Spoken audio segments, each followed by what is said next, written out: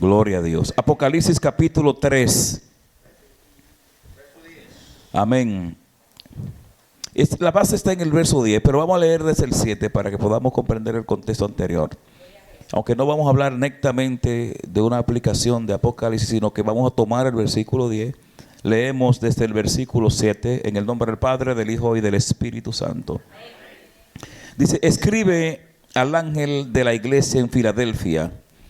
Esto dice el santo, el verdadero, el que tiene la llave de David, el que abre y ninguno cierra, y cierra y ninguno abre. Yo conozco tus obras, y aquí he puesto delante de ti una puerta abierta, la cual nadie puede cerrar, porque aunque tienes poca fuerza, has guardado mi palabra y no has negado mi nombre. He aquí, yo entrego de la sinagoga de Satanás a los que se dicen ser judíos y no lo son, sino que mienten. He aquí, yo haré que vengan y se postren a tus pies y reconozcan que yo te he amado. Qué lindo. Versículo 10. Por cuanto has guardado la palabra de mi paciencia, yo también te guardaré de la hora de la prueba que ha de venir sobre el mundo entero, para probar a los que moran sobre la tierra. Versículo 10 lo repetimos: por cuanto has guardado la palabra de mi paciencia, yo también te guardaré de la hora de la prueba que ha de venir sobre el mundo entero, para probar a los que moran sobre la tierra. Padre, te damos gracias, te honramos, te bendecimos, oh Dios, te damos toda la gloria, te damos todo honor. Gracias por tu misericordia, gracias por tu perdón. Gracias, Padre, por este pueblo que se reúne en esta mañana para adorar tu nombre, para bendecirte, Dios, para reconocer tu grandeza, para reconocer que tú eres Dios verdadero y que no hay nadie más como tú. En esta hora, oh Dios, nos proponemos hablar de tu palabra y pedimos que tu Santo Espíritu nos guíe, nos ilumine, nos ayude, oh Dios eterno, a transmitir las verdades de tu palabra para edificación y fortaleza de nuestras vidas. En el nombre de Jesús, amén y amén. Pueden sentarse, hermanos, gracias. La semana pasada estuvimos introduciendo esta serie, estableciendo algunas verdades poderosas con relación a lo que es la iglesia y su promesa, la promesa de protección de Dios sobre la iglesia, y habíamos iniciado estableciendo algunas verdades importantes que debemos considerar cuando pensamos, cuando analizamos con relación a los eventos del porvenir. Hablábamos de una iglesia que Dios la protege, que Dios la libra en medio de la hora de la prueba, y para establecer esa base comenzamos estableciendo lo que la Biblia dice, o más bien definiendo, describiendo lo que la Biblia dice con relación a la característica del tiempo de esa hora de la prueba que ha de venir sobre el mundo entero. Y decíamos en la pasada semana que la característica de ese tiempo que la Biblia le llama en el libro de Daniel capítulo 9 versículo 24 en adelante, con el nombre de 70 semanas.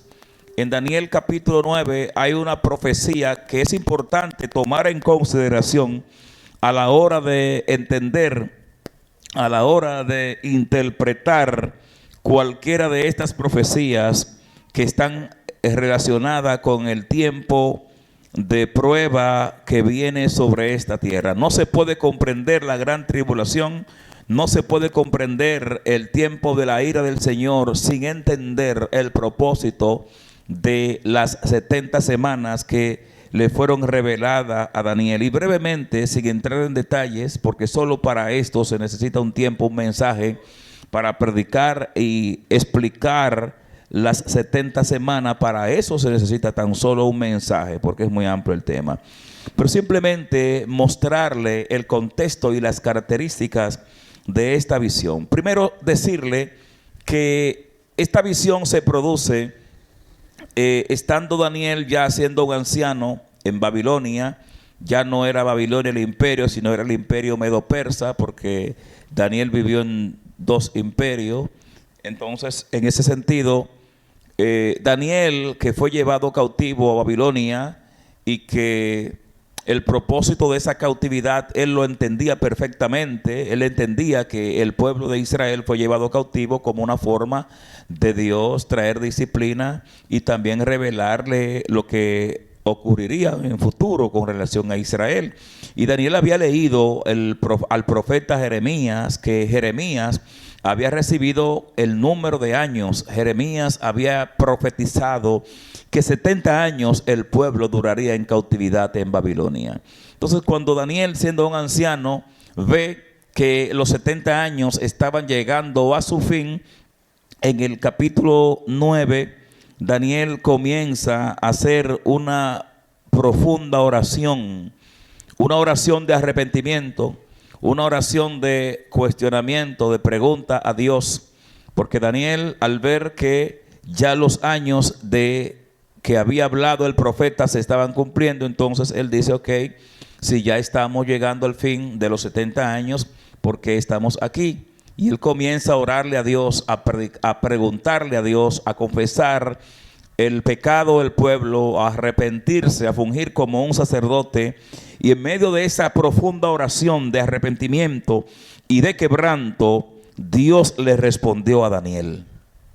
Porque Dios responde la oración. Y sobre todo cuando la oración se hace desde lo profundo del corazón. Cuando la oración es de quebrantamiento, cuando la oración sale de un corazón rendido, quebrantado, humillado, arrepentido, Dios escucha esa oración. Y cuando Dios escucha la oración, entonces a partir del versículo 20 comienza a decir la palabra: aún estaba yo hablando y orando y confesando mi pecado y el pecado de mi pueblo Israel, y derramando mi ruego delante de Jehová mi Dios por el monte santo de mi Dios.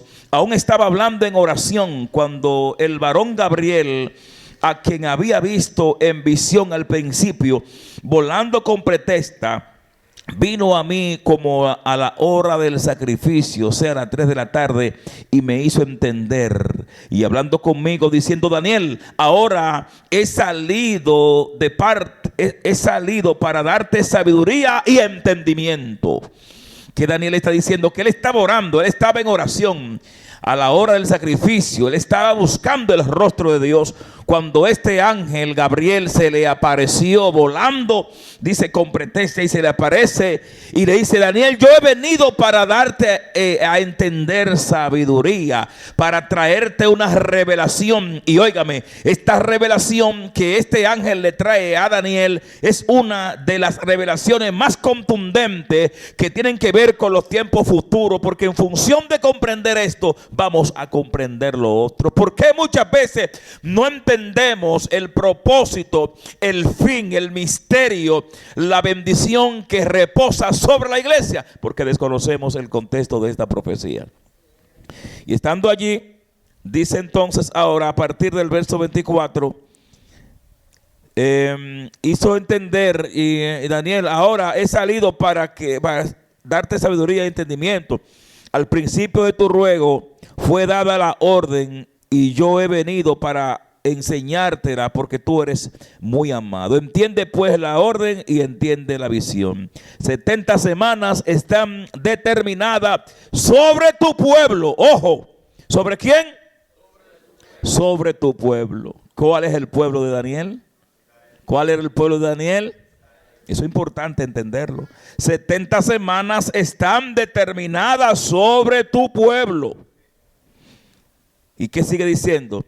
Y sobre tu santa ciudad, para terminar la prevaricación y poner fin al pecado y expiar la iniquidad, para traer la justicia perdurable y sellar la visión y la profecía y ungir al santo de los santos. Todas esas señales que le son dadas a Daniel debemos entender que están dentro del contexto de su vida, de su pueblo, de su fe, de su nación. Esas 70 semanas son dadas para un propósito a favor de Israel, lo que significa que el agente primario, el agente principal de esta revelación es la nación de Israel, el pueblo de Daniel, las 70 semanas, y que están relacionadas a tiempo de prueba, están relacionadas con Israel. Ahí no hay iglesia.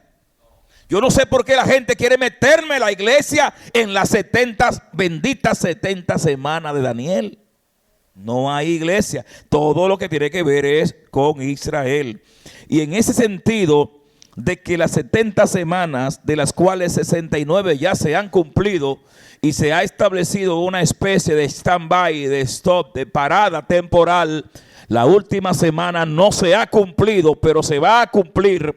Y esa última semana, que es parte de las 70, tiene el mismo propósito, y el propósito es, como aquí se ha descrito, dice aquí: determinar sobre tu pueblo, tu santa ciudad, terminar la prevaricación, poner fin al pecado, expiar la iniquidad, traer la justicia perdurable, sellar la visión y la profecía y ungir al santo de los santos. Todos esos propósitos están relacionados con las 70 semanas. Ya en las 69 que ya se han cumplido, fue ungido el santo de los santos. Porque Cristo vino y murió en la cruz del Calvario por nuestros pecados. Ahora, luego el ángel le dice, le da un detalle de cómo sería el programa de esas 70 semanas. Y en ese programa que se le describe a Daniel, llegamos a la conclusión de que 69 se cumplieron cabalmente hasta el momento en que en la cruz Cristo exclamó: en tu mano encomiendo mi espíritu, consumado es. Ahí se completaron 69 semanas. Pero falta una. ¿Qué va a pasar en esas 70 semanas que falta? Pregúnteme, ¿qué va a pasar en esa última semana que falta? Decirle también que esas semanas son a día por año, cada día es un año. ¿Qué va a pasar en esos 7 años que faltan por cumplirse? ¿Qué va a ocurrir? ¿Quién está implicado? ¿Quién está relacionado con esa semana que falta por cumplirse? ¿Qué nombre lleva en la profecía la 70ª semana de Daniel? Quiero decirle que la 70ª semana de Daniel, o sea, la 70 semana, la número 70, está relacionada con el tiempo de prueba, de ira y de juicio que viene sobre esta tierra. Y la semana pasada nosotros describíamos algunos elementos propios de esta semana. Hablábamos de ira, será una semana de ira, será de juicio, de angustia, de castigo, hora de prueba, hora de angustia, destrucción y tinieblas. Esos 8 elementos lo veíamos la semana pasada, que tiene que ver con el carácter de esa semana. De modo que cuando la profecía en diferentes aspectos habla del día de Jehová, los profetas hablan del día de Jehová, día de juicio, día de tiniebla, día de oscuridad, día de prueba para Jacob. Todos esos elementos del día de Jehová están dando respuesta a el cumplimiento de esta última semana que falta por cumplirse. Ahora, ¿dónde está la iglesia aquí? La iglesia, siendo un misterio que no estaba revelado en el Antiguo Testamento, sino que es un misterio que comienza a revelar el Señor Jesucristo en el capítulo 16 de Mateo, versículo 18, el Señor menciona a la iglesia por primera vez, y allí cuando la menciona habla de un proyecto a futuro que Él va a edificar. Él dice: edificaré mi iglesia, de manera que la iglesia era un misterio en el Antiguo Testamento. Y luego Pablo en el capítulo 3 de su carta a los Efesios habla de él, que a él le ha sido revelado, le ha sido dado la bendición, la dicha de revelar el misterio que antes estaba oculto. Y cuando Pablo habla de un misterio y que a él le ha sido dada esa gracia de revelar, de develar ese misterio, Pablo está hablando del misterio de la iglesia. Pablo está hablando de la reunión de los gentiles y los judíos en un solo cuerpo. Ese misterio misterio es la fusión, es la aparición de un nuevo cuerpo, es la aparición, la venida al mundo, la venida a la escena del ambiente profético y de la revelación de un pueblo, de un cuerpo que es misterioso porque está formado de todos los creyentes del mundo, y que a través de la sangre de Cristo los que estaban lejos han sido acercados, los que estaban distantes han sido incorporados en un cuerpo, el cuerpo de Cristo. Ese es el misterio que no está incluido aquí. Entonces aquí está este misterio. Estas 70 semanas tienen que ver con juicio. Tienen que ver con la prueba que viene sobre la tierra. Tiene que ver con todo este proceso que ha de vivir la humanidad. Y la semana pasada establecimos que Dios ha prometido guardar la iglesia, proteger la iglesia, librar la iglesia de este tiempo de prueba. Y hoy en este pasaje que estamos viendo de Apocalipsis, capítulo 3, en el verso 10 está la base. Estamos viendo aquí una expresión que es importante considerar. El Señor le habla a través de esta carta enviada a esta iglesia, una de las iglesias del Asia Menor, la iglesia de Filadelfia, la iglesia fiel. Y dentro de esas 7 iglesias, que cada una tenía distintas características, el Señor encontró una iglesia fiel. Aleluya.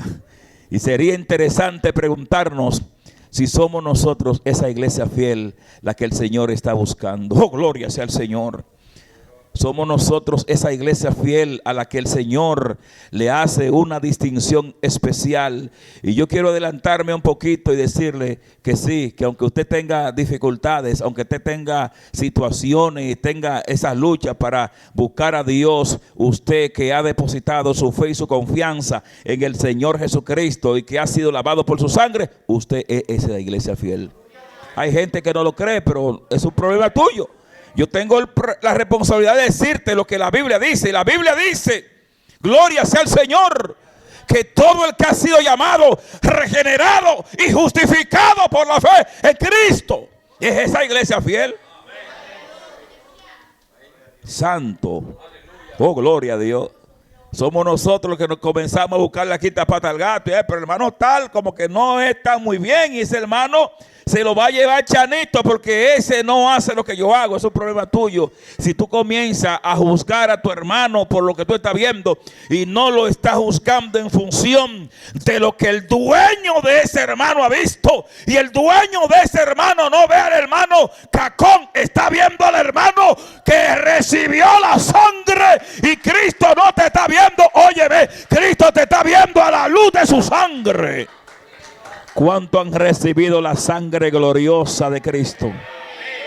Ahora, si tú no has recibido esa sangre que limpia el pecado, ya eso es tu problema. Mi responsabilidad es decirte que por medio de la sangre Dios te ve como una iglesia fiel. Por medio de la sangre del propiciatorio, Dios veía al pueblo y no lo veía en su pecado, lo veía justificado por esa sangre. Y ahora cuanto más por la sangre purísima de su Hijo amado Jesucristo, derramado en la cruz del Calvario, cuando Dios nos ve a nosotros, nos ve por medio, a través de la sangre de Cristo. Aleluya. Y aquí en este versículo 6, versículo 10, el Señor le da una promesa. Dice: por cuanto has guardado la palabra de mi paciencia, yo también te guardaré de la hora de la prueba que ha de venir sobre el mundo entero para probar a los que moran en la tierra. Ese pasaje ha sido de mucha discusión entre las comunidades teológicas, porque muchos, cuando ven el pasaje que dice que yo te guardaré de la hora de la prueba, muchos que quieren justificar la teoría de del mid-tribulacionismo, donde plantean que la iglesia pasa por la gran tribulación y en medio de la gran tribulación el Señor la saca, usan este pasaje para justificarla. Porque dicen, yo te guardaré de la hora de la prueba. O sea, ellos plantean que Dios permite que la iglesia pase por la gran tribulación y de esa hora de prueba entonces Dios la saca. Sin embargo, cuando analizamos el pasaje dentro de su contexto gramatical y dentro del texto griego, vamos a encontrarnos que el Señor aquí, en esta expresión hay una preposición que es necesario considerar. Bueno, ahí está Wendy, que es especialista en lengua española. Las preposiciones, cada una de las funciones gramaticales, es importante considerarla dentro de su función gramatical dentro de la oración. Y aquí en el texto griego nosotros encontramos que el Señor está usando una preposición que es la preposición ek. Yo te guardaré ektes, jorás, toperai, soctes. Quiere decir ek. Quiere decir fuera de la hora. Es importante. En el texto griego no dice que en la hora te voy a sacar. No, dice te sacaré fuera de la hora. La preposición ek que se usa aquí en el texto griego significa fuera de, y es la misma que se utiliza cuando nos referimos a la eclesía. Ek, fuera, caleo, llamado fuera. Lo que el Señor está diciéndole a esta iglesia de Filadelfia es que Él lo va a sacar fuera de ese tiempo de prueba que viene sobre la tierra. El que quiere estar en esa hora, ese es su problema. Pero yo le garantizo que yo no voy a estar ahí. Ahora, si usted quiere estar ahí, ese es su problema. Pero el Señor me dice aquí que por cuanto hemos depositado nuestra fe y confianza en el Señor Jesucristo, el Señor nos guardará de la hora de la prueba que ha de venir sobre el mundo entero para probar a los que moran sobre la tierra. Y cuando dice aquí que esa hora de la prueba, y reitero y explico que cuando hablamos de esa hora de prueba es lo mismo, hello, ábrame el entendimiento, es lo mismo del tiempo de prueba que viene sobre este mundo. Es lo mismo que los juicios, la ira, la indignación de Dios. Es lo mismo que el cumplimiento de esa 70ª semana de Daniel. La semana 70 de Daniel es juicio. Es gran tribulación, es prueba, es anarquía en la tierra. Está diciéndonos el pasaje que la iglesia no estará dentro de esta semana de Daniel, porque no está en el contexto histórico, pero tampoco lo estará en el contexto escatológico. No está, amados hermanos. Primero porque esa hora, la prueba fue dada para una nación que rechazó al Señor. Ahora, si usted ha rechazado al Señor, pues usted estará en la hora de la prueba. ¿Usted ha rechazado al Señor? ¿Usted ha rechazado al Señor, iglesia? Vamos a hablar claro. ¿Usted ha negado al Señor, iglesia? Usted, cuando Cristo muere en la cruz del Calvario, usted no ha creído en ese sacrificio. ¿Cuánto han creído en ese sacrificio? ¿Cuánto han recibido al Señor? Pues entonces usted no es el Israel que ha rechazado al Señor, por Dios. Usted es diferente. Gloria sea al Señor. Y me llama la atención porque aquí el pasaje dice que esa prueba viene para todos los que moran en la tierra. Y aquí, sobre la palabra de los que moran en la tierra, decir que la palabra que se usa en el texto griego es la palabra katoikuntas, epiteges, quiere decir, kateikunta viene de katoikeo, que significa morada permanente. Morada permanente. Y en el contexto griego, una morada permanente tiene que ver con aquellos que están involucrados tan enteramente en un sistema que para ellos no hay otra cosa más allá de ese sistema. Y yo pregunto, usted como iglesia, su mente y su confianza y su corazón está en la tierra. ¿Dónde está su mente y su corazón? Bueno, algunos tímidamente han dicho en los cielos. Parece que algunos están teniendo lucha con eso, que están apegados a las cosas materiales, están apegados a la casa, al carro, a esto, y su vida está aquí. Pero la Biblia dice, mi Biblia dice que nuestra ciudadanía no está en la tierra. ¿Está donde? En los cielos. Está en los cielos, de donde esperamos al Salvador, al Señor Jesucristo. Ahora, si usted es de los creyentes que piensa que su mundo, su ciudadanía, su mirada, su sistema, todo lo suyo es el mundo, pues usted va a estar ahí.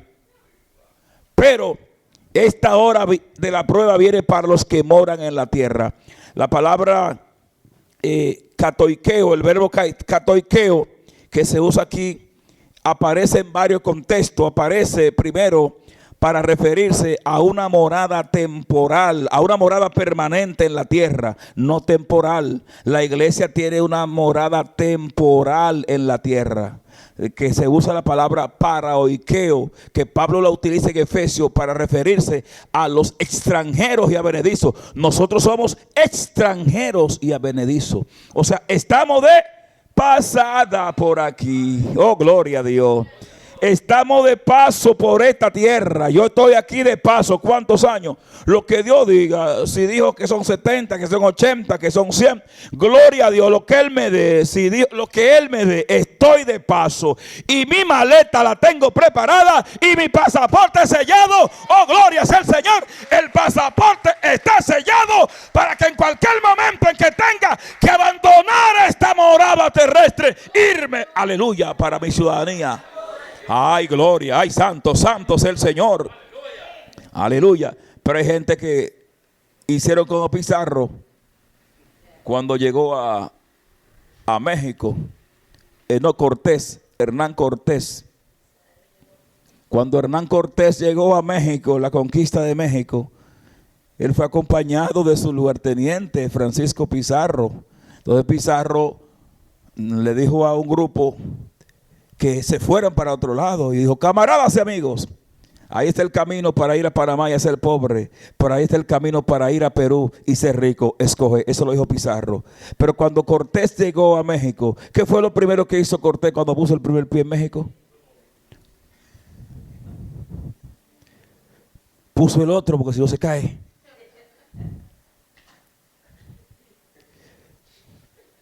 Y después que puso el otro pie, quemó las barcas. Aleluya. Quemó las barcas. ¿Sabe por qué? Porque dijo: de aquí no me saca nadie. Hay gente que son como Cortés, que han quemado la barca para quedarse en esta tierra. Han quemado su visa para quedarse en esta tierra, porque han decidido morar permanentemente en esta tierra. Aleluya. Pero hay una iglesia que, aunque está aquí en la tierra, entiende que es peregrina y es extranjera. Estamos de paso, somos paraoikeo, estamos de pasada, estamos de camino. Solamente tenemos un tiempito aquí resolviendo unos temas, pero nosotros somos de los que van a morar eternamente en la oh, gloria sea al Señor. Aleluya. Oh, santo sea el Señor. Entonces esa liberación de los que moran en la tierra, no podemos ver a la iglesia como los que moran en la tierra.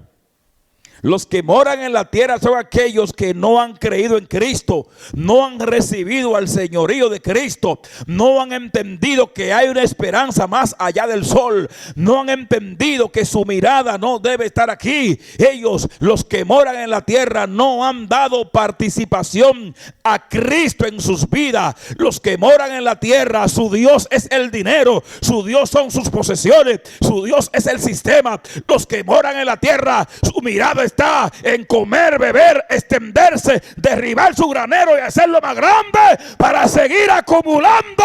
Pero los que moran en el cielo son aquellos que dicen: mi mirada está en el Señor, mi mirada está en Él. Estoy caminando detrás de una ciudad que tiene fundamento, cuyo arquitecto y constructor es Dios. Oh, Satarabashama. Tu mirada, tu mirada, tu mirada, tu mirada tiene que estar en una ciudad más allá de este sistema. Tu mirada, nuestra mirada, no puede estar en la tierra. Porque los que moran en la tierra serán probados y serán procesados en la gran tribulación. Esta palabra, este verbo katoikeo, que es una morada permanente, se aplica en varias formas. Primero, se expresa, ocurre también en Apocalipsis 6, versículo 10, cuando se trata de juicios. Veamos Apocalipsis 6, versículo 10. Dice: y clamaban a gran voz diciendo: ¿hasta cuándo, Señor, santo y verdadero, no juzga y venga nuestra sangre en los que moran en la tierra? Esos que clamaban ahí estaban en la gran tribulación. ¿Entiende? Estaban en la gran tribulación. Ahora en Apocalipsis 11 se usa el mismo verbo katoikeo para morada, para referirse a los inconversos, que los moradores de la tierra, capítulo 11, que en el contexto de la profecía de este capítulo, que tiene que ver con dos testigos que en medio de la gran tribulación van a profetizar desde Jerusalén, esos dos testigos que aparecen en Apocalipsis 11, que son Moisés y Elías, que van a aparecer al final de los días, de los tiempos. Esos dos testigos, dice la palabra del Señor aquí, Apocalipsis capítulo 11, verso 10, dice: y los moradores de la tierra se regocijaban o se regocijarán sobre ellos y se alegrarán y se enviarán regalos unos a otros, porque estos dos profetas habían atormentado a los moradores de la tierra. Cuando dice que estos dos profetas habían atormentado, no quiere decir que eran cosas malas que hacían.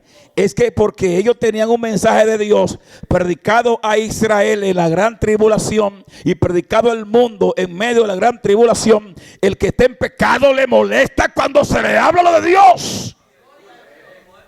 El que está en falta se molesta cuando se le habla de Dios. Y por eso dice aquí que ellos se enviarán regalos, los moradores de la tierra,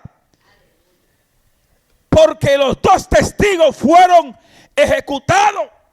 Y aquí, si cuando habla de los moradores de la tierra, está hablando de gente perversas y malas que celebran el pecado y la maldad, no puede estar la iglesia dentro de los moradores de la tierra. ¿Me están siguiendo? Porque la iglesia es diferente. Oh, gloria sea el Señor. Alabado sea el Señor.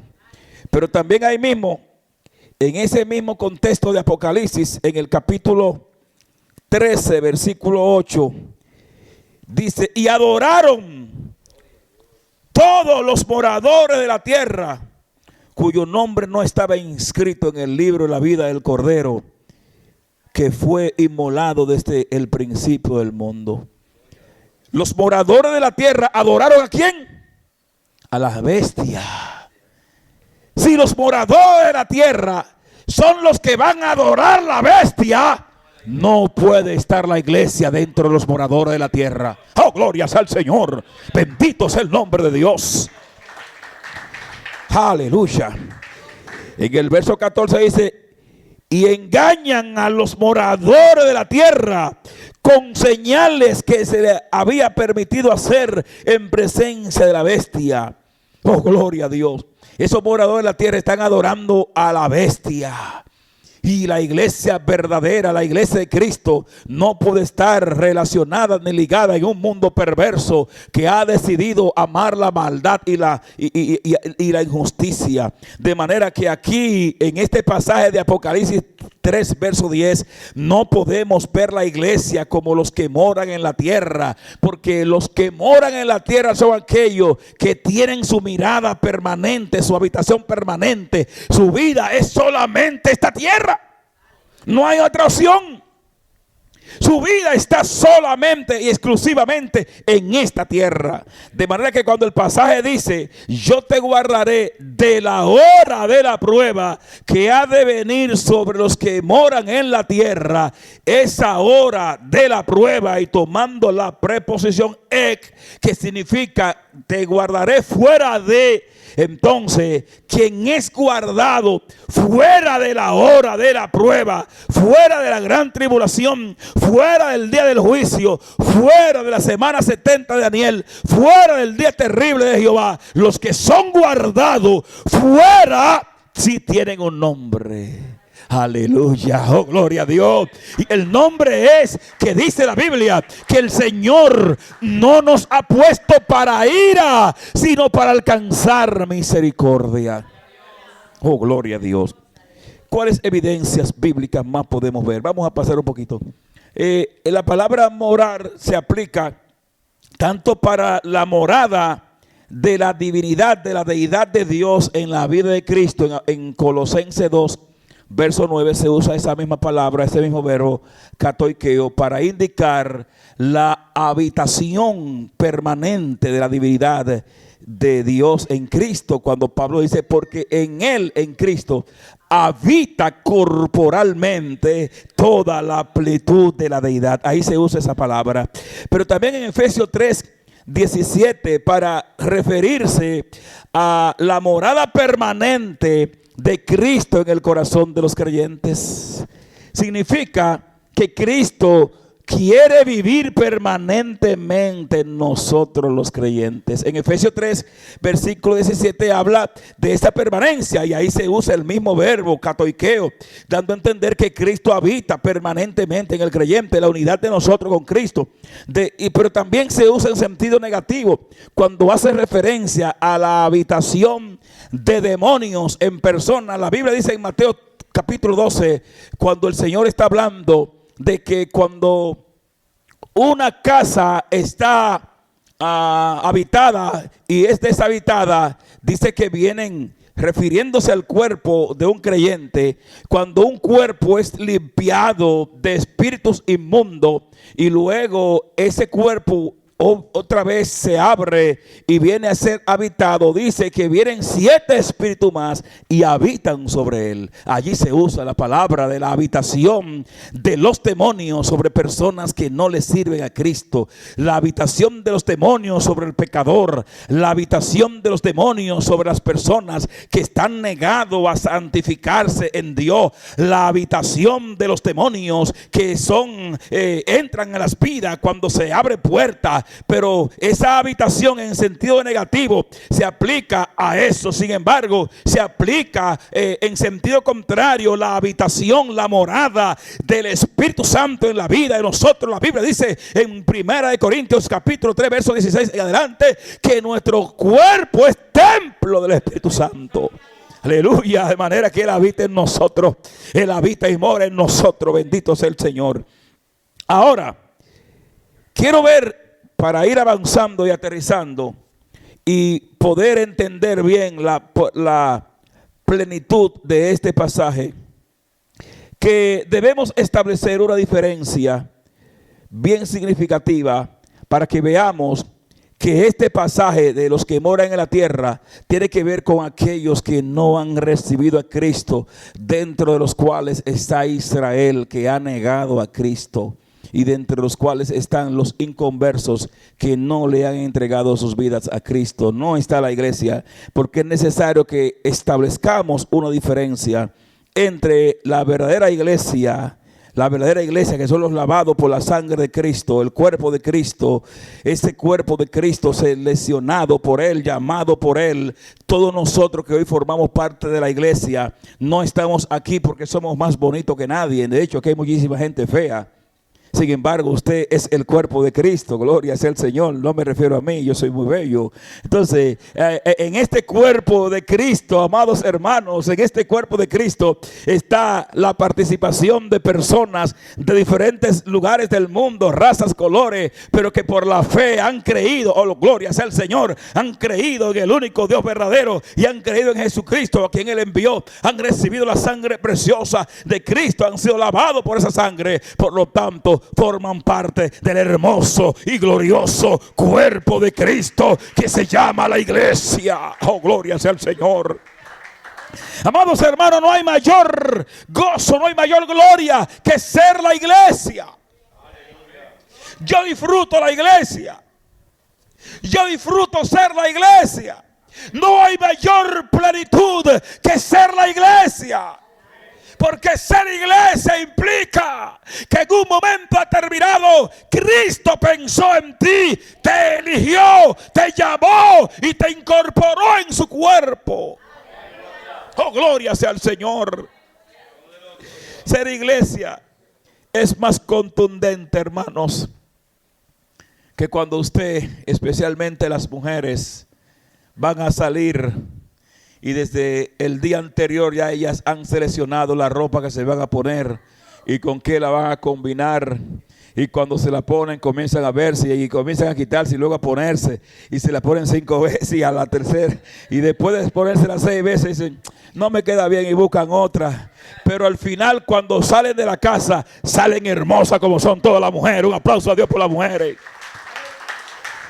Porque ellas han elegido qué atuendo le va de acompañar en ese viaje, en esa visita, en esa cita, en esa salida que ellas van a tener. Ellas han elegido qué atuendo le va a acompañar. No así nosotros, hombres, que nos bañamos y agarramos lo que aparezca y a veces esto me combina. Déjenos así, que los hombres somos como la caja fuerte, que con cualquier combinación abren. Amados hermanos, el hecho de ser iglesia implica que Cristo seleccionó a quién le habría de acompañar en su cuerpo. Tú eres iglesia porque desde antes de la fundación del mundo Cristo pensó en ti y dijo, el hermano tal lo voy a escoger para que sea un miembro de mi cuerpo. Gloria a Dios por siempre. Aleluya. Y yo quiero concluir esta predicación en los 20 minutos que me quedan expresando el misterio de ser el cuerpo de Cristo y por qué la iglesia no puede estar en medio de ese proceso de prueba por el hecho de que es el cuerpo de Cristo.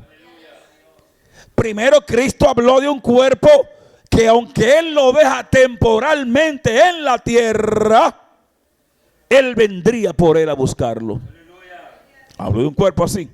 Ahora, por cuanto la iglesia es el cuerpo de Cristo y del cual Cristo es la cabeza, según Efesios 1:22. Efesios 5:23, Colosenses 1:18. Por cuanto la iglesia es la esposa de la cual Él es el esposo.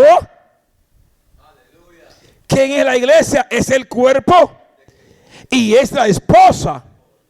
Ahora, yo quiero ver aquí cualquier esposo, si aparece uno lo ponemos en disciplina, que si su esposa está en medio de un peligro, él va a voltear la cara, mira a mi esposa donde está quemándose, cogiendo lucha. Eso fue por cabezona, por no plancharle, por no lavarme. Eso es por todos los piques que me hizo. Déjame dejarla ahí. Oh, gloria sea al Señor. No es el modelo. El esposo se lleva a su esposa antes de que vengan los juicios sobre esta tierra. Oh, gloria sea al Señor. Antes que vengan los juicios, el esposo viene por su esposa. Antes que venga la prueba, el esposo se lleva a su novia. Gloria sea al Señor. Por cuanto la iglesia es la esposa y Cristo es el esposo, conforme a 1 Corintios 11:2 y Efesios 5:23. Por cuanto el objeto de su amor. ¿Quién es el objeto del amor de Cristo? Wow.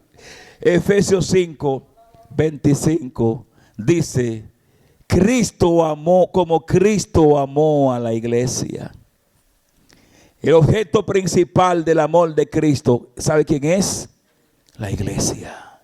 Y allí Pablo usa una analogía del amor de un marido. Marido, amad a vuestras mujeres Y compara, dice, así como Cristo amó a su iglesia.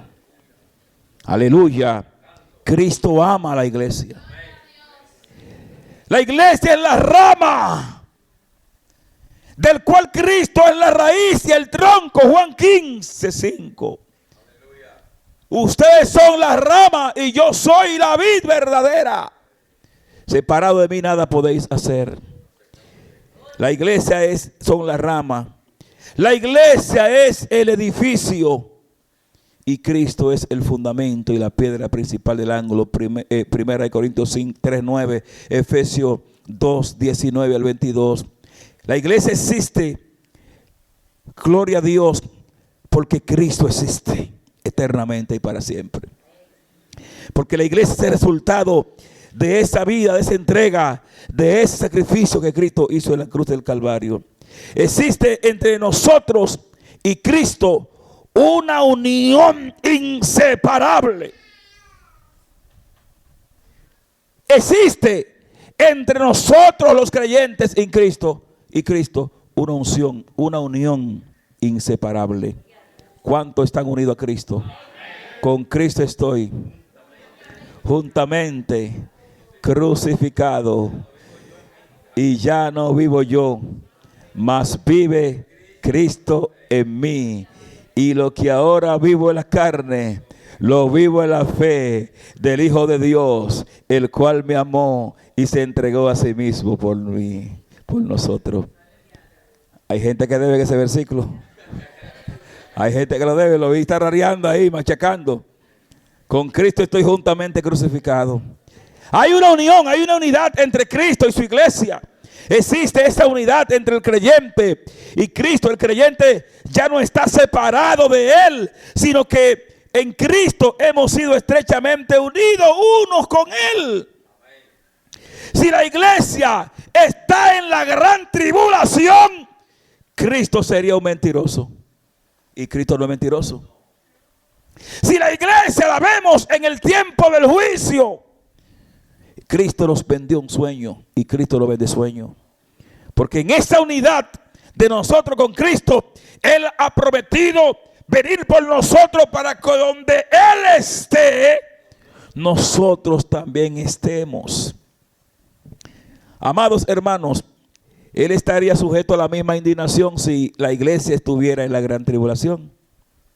Porque si la iglesia es el cuerpo de Cristo y en la gran tribulación el cuerpo está siendo procesado y pasando esa prueba, entonces ahí mismo también estaría Cristo.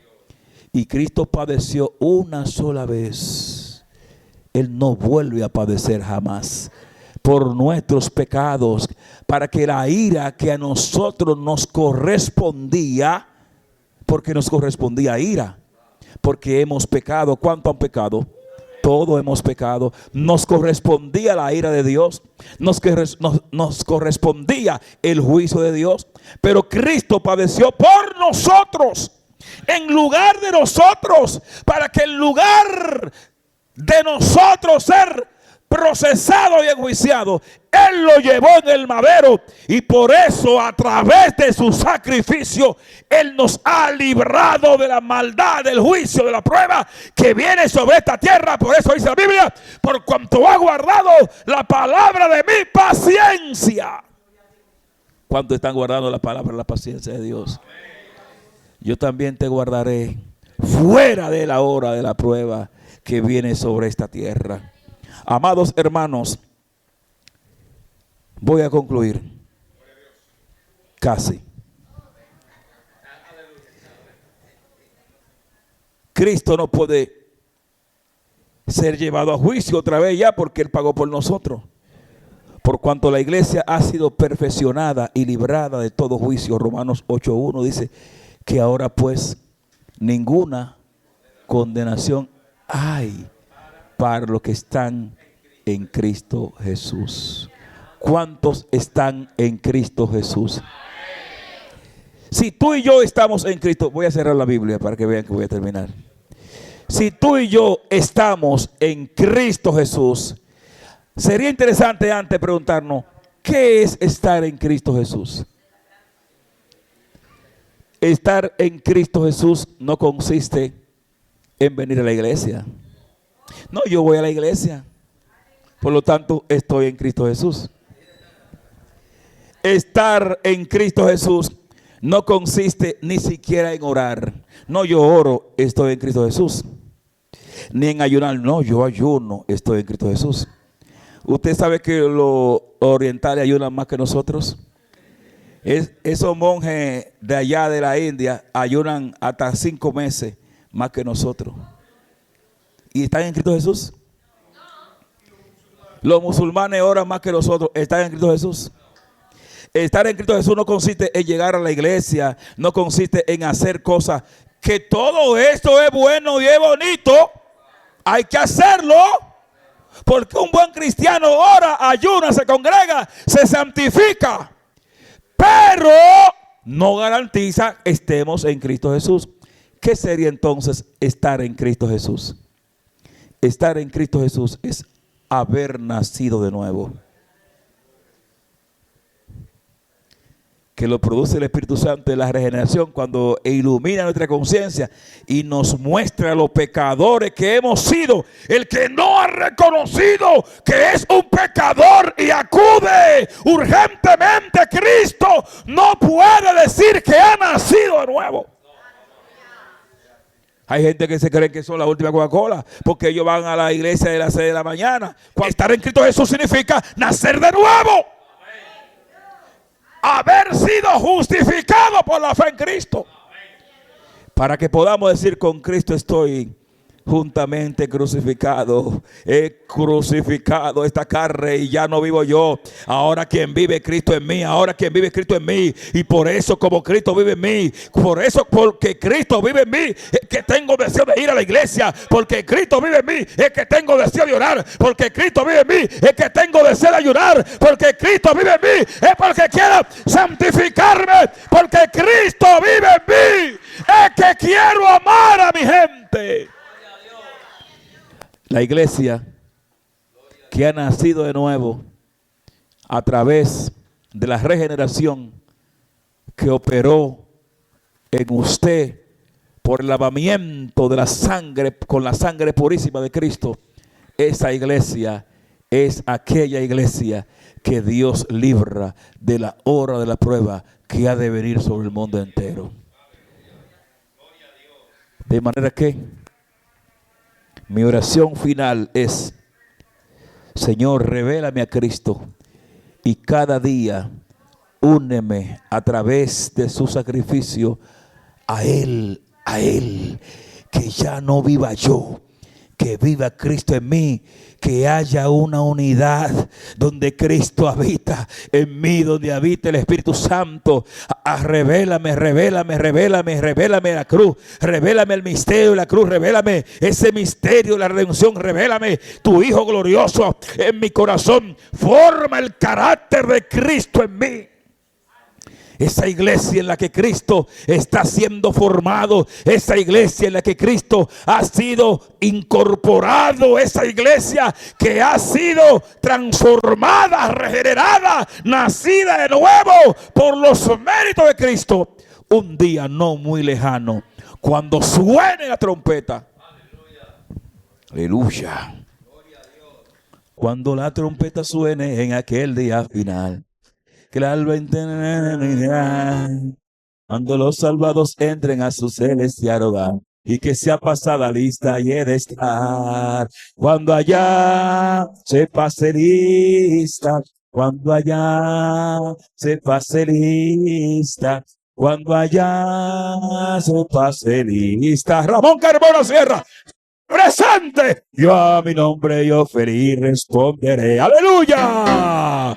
Amados hermanos, sonará la trompeta, los muertos en Cristo resucitarán primero, luego nosotros, los que vivimos, seremos transformados para recibir al Señor en el aire. Y así estaremos siempre con el Señor. La próxima semana seguiremos con la serie, pero ya no veremos a la iglesia, veremos quiénes estarán en esa semana número 70. Dios nos bendiga, vamos a estar sobre